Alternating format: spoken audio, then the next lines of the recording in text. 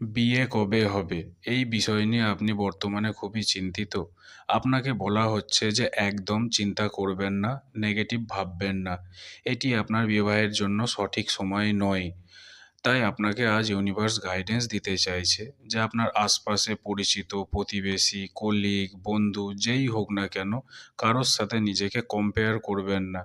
যে তাদের লাইফে একজন পার্টনার আছে, তাদের ম্যারেজ হয়ে গেল, আপনার কবে ম্যারেজ হবে, আপনার জীবনে কবে একজন ভালো পার্টনার আসবে। এই বিষয় নিয়ে একদম স্যাড হবেন না, একদম নিজের মন ভাঙবেন না। অন্যের সাথে তুলনা ভুল করেও করবেন না। কারণ সবার একটা সঠিক সময় থাকে। আপনার জীবনেও যখন সঠিক সময় হবে, আপনার একজন যোগ্য পার্টনার আপনার জীবনে ঠিক প্রকৃতি পাঠিয়ে দেবে। তাই আপনাকে বলা হচ্ছে যে একদম অন্যের সাথে তুলনা তো করবেনই না। সাথে যে আমি আর বিয়েই করব না, আমার জীবনে কিছুই ভালো হয় না, এরকম কোনো রকম নেগেটিভ চিন্তাভাবনা আনবেন না। এক কথায় নিজেকে গড়ুন, নিজের কেরিয়ার, নিজের ব্যক্তিগত জীবন কিভাবে পারফেক্ট বানানো যায় সেটার উপরে ধ্যান দিন। না কি সবার বিয়ে হয়ে যাচ্ছে, আমার কবে হবে? সবার লাইফে পার্টনার আছে, আমার লাইফে কবে পার্টনার আসবে? আমি বিয়েই করব না, আমার ভাগ্যই ভালো নয়। এই ধরনের চিন্তাভাবনা মাথা থেকে কমপ্লিটলি বের করুন।